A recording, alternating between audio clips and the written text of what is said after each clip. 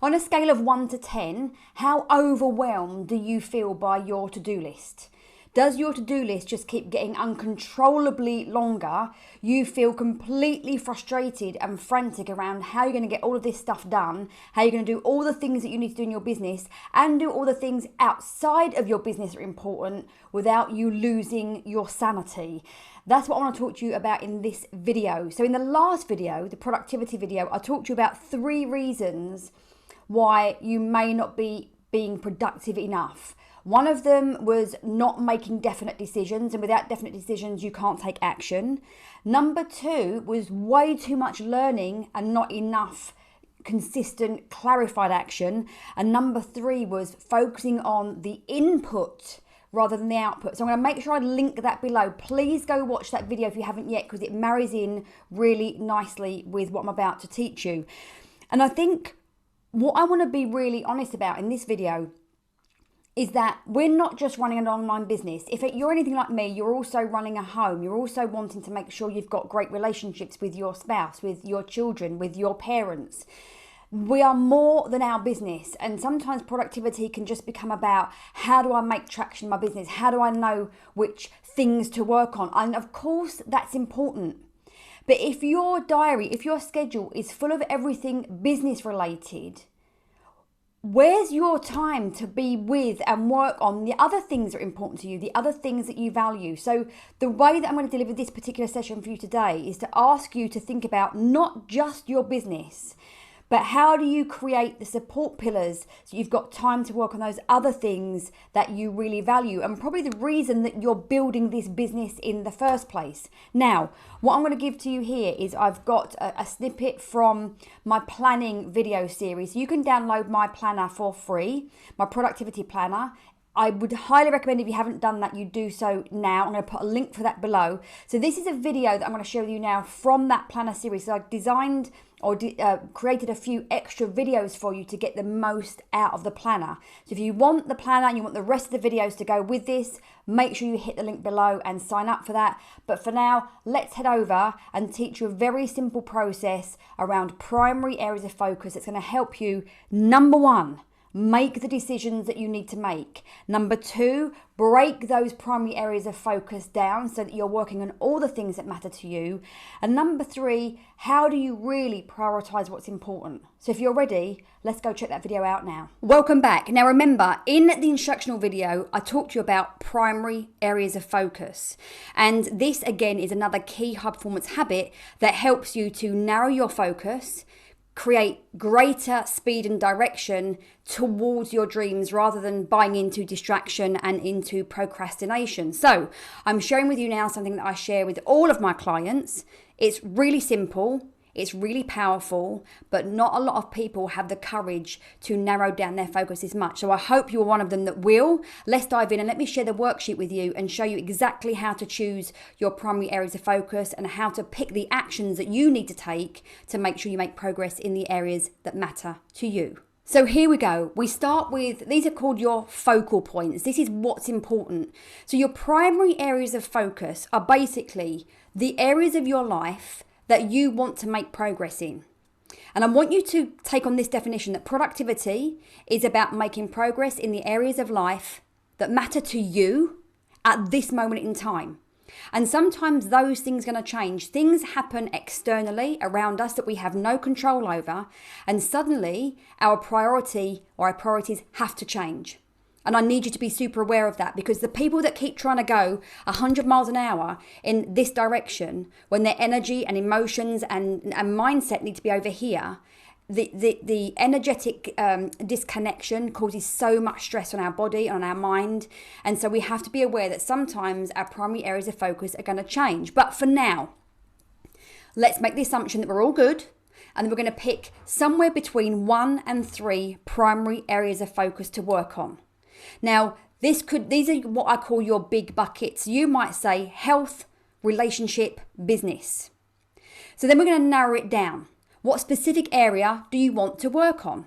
What outcome are you working towards? So now we're emptying it down into a smaller bucket. We're chunking down.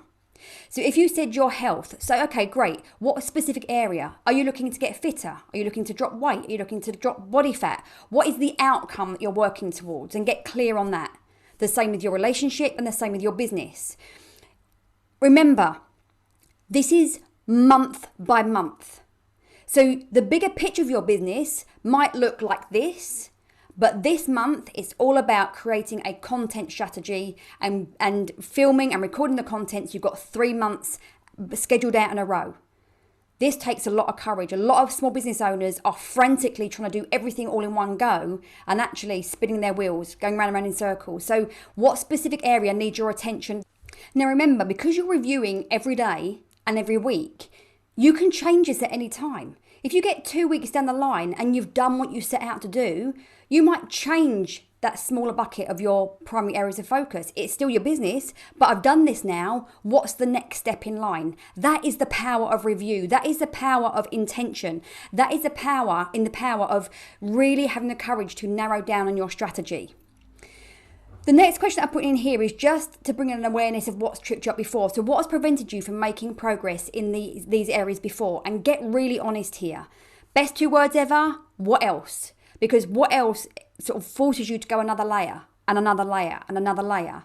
And there's going to be a belief there, there's going to be a behavior there that's really prevented you from making specific progress. The more honest you can get here, the greater the review, which means that you can now create different options, different choices to make it better next time. And then here he says, if you do not measure, you cannot manage. And if you don't manage, who is in control? Who's creating your life for you? So now we've done the primary areas of focus. Here's how we decide what action to take. For every primary area of focus, there are going to be some very obvious, mostly daily actions that you're going to take. Some of the actions are going to be weekly, but I call these your non-negotiable actions. Before you fill this in, do a brain dump first. See the end journey, see where you are now, and ask yourself, what are the steps that are going to get me there? These are your non-negotiable actions, and then you've got to get clear on frequency. Is this a daily thing or is this a weekly thing? And you'll see here there is a little box for each of your primary areas of focus. That then becomes your daily action. So this provides absolute clarity on the things that you have to do every day, on the way that you have to show up every day. And when you merge this in with your dictate your day planner, you know who you've got to be to execute this, because the execution is the hard part. The execution is the thing that requires the best of you, because it's easy to be distracted. It's easy not to take action. It's not easy to be consistent in new things that you don't even know if they're going to work right now. So remember that when you're taking these non-negotiable actions, it's a cumulative effect of consistency. They may not be the sole things that you put on your dictate your day. There may be some more things to do in the to-do list, and that's fine. But this allows you to have that clarity. And again, it's so super powerful just to have these in your journal, so that every morning when you do your dictate your day and you grab your sheet and you read your dreamy vision, you fill out your dictate your day sheet and you have a look at these, remind myself, this is who I am, this is what I do. When we switch from that, oh, I have to do this stuff, versus this is the kind of thing that I do because this is the kind of person I am, your identity already starts to shift, and it's super powerful. So I hope you have found that helpful. Use them to the best of your ability. Get clear on doing this every day. Schedule the time in. And when you do your reviews, make that one of the last things that you do at the end of the day, to close it down, to let things filter through, and to give yourself the option to say, how do I do this better tomorrow? Or how do I do this with more joy tomorrow? Remember, if you'd like to grab more coaching and training, please do come join me in the High Performance Hub membership. It's just $9.99 a month with no contract. So I hope to see you there. I hope now you have a sense of clarity on how you can start to delete that to-do list and just get clear on your projects. You're probably going to want to check out the rest of this series, because one of the things you're going to need to do to simplify and to streamline takes a whole heap of courage. Everybody out there can be running around frantically trying to tick off their to-do list and trying to work on 100 projects at the same time.